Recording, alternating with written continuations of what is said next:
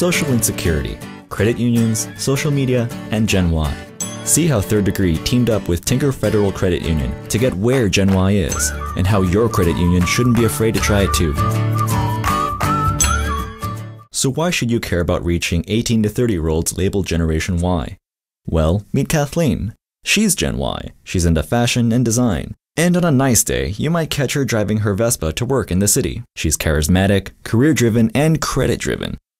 Me and my boyfriend bought a home this summer. It's in a historical district. It's an older home that needs a lot of love and attention. I currently have a home loan, a signature loan to pay for my scooter, a car loan, and then just a few credit cards. I like to buy things for my home, from the essentials like paint and drills to things for myself like shoes and manicures. I also like to pay them off responsibly. Can someone say life triggers?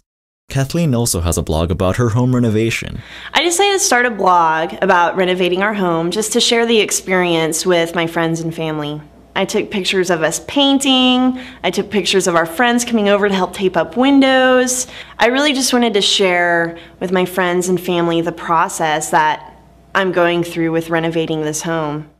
In addition to her own blog, Kathleen engages daily in other blogs about design, fashion, and pop culture. And that is social media. But more on that later. Meet Daniel.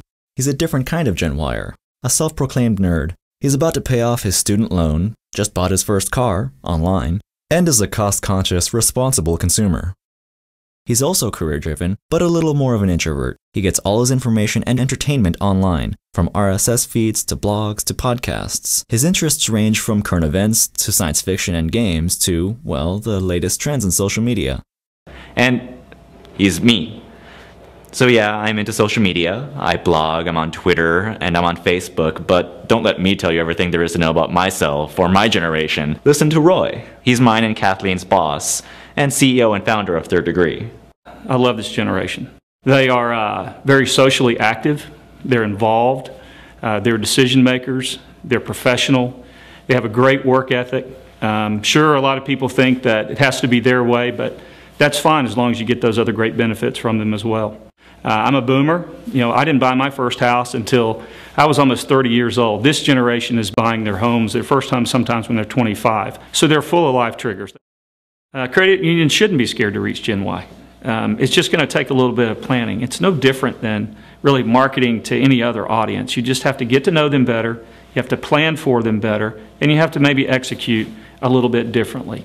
We first got into social media with Tinker Federal Credit Union and their What Money Means to Me social media contest. The Gen Yer at Third Degree that really drove this project is Hallie. She's one of our web and interactive go-getters.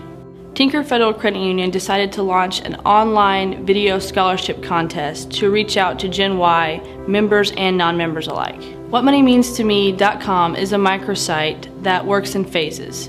Phase 1 was for people to go online, find out about the contest, create a video, and then upload the video.